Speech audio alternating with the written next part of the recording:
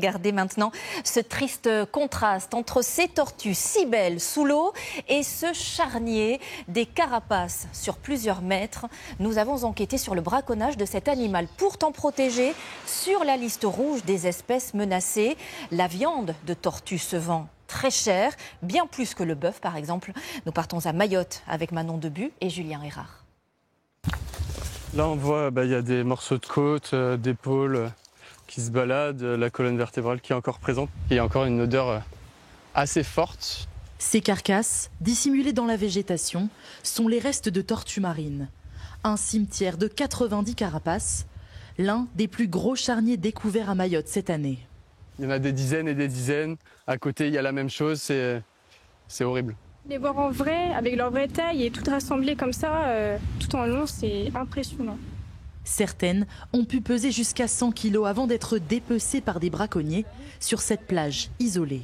Ils les retournent et ils vont venir découper le plastron juste ici. Et ensuite, ils vont venir racler. Et on voit sur des carapaces fraîches qu'il reste vraiment plus du tout de viande, que c'est vraiment des professionnels.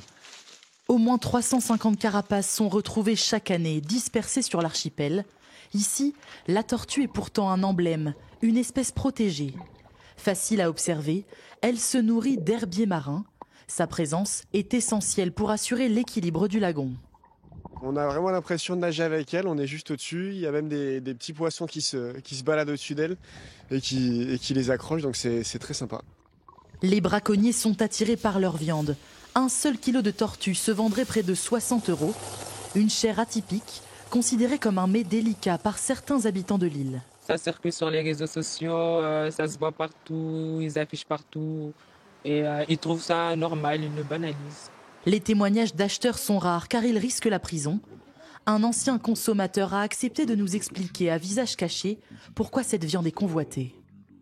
Ça m'est arrivé 2 fois. Mais après, je regrette pas. J'ai goûté, je sais ce que c'est. Les gens qui en consomment, des gens qui consomment ça depuis des années, ça veut dire que c'est une coutume, c'est une tradition. Pour protéger les tortues, cette association organise donc des nuits de surveillance sur les plages les plus à risque. Donc on va poser le camp par là, on va mettre les bâches là. Notre force, ce sera de multiplier les bivouacs pour justement montrer qu'on est présent et dissuader, peut-être décourager aussi les braconniers. Cette nuit, l'équipe ne se servira que de cette caméra thermique pour observer discrètement le passage des tortues. À 3 h du matin, cette femelle émerge de l'eau. Vulnérable, elle peut rester plusieurs heures sur le sable pour pondre jusqu'à 200 œufs. Il faut être vigilant et surtout surveiller. C'est facile d'emmener une tortue dans la forêt et puis de la découper puis de la repartir par la mer.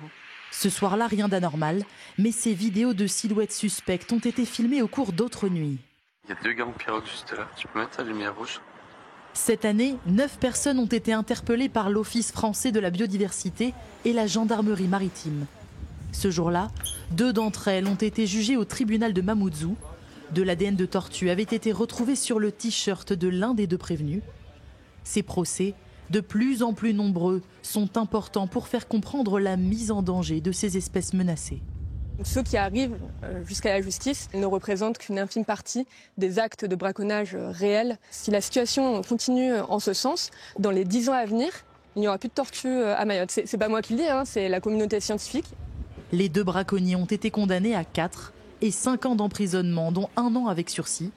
Tous 2 vont faire appel de la décision.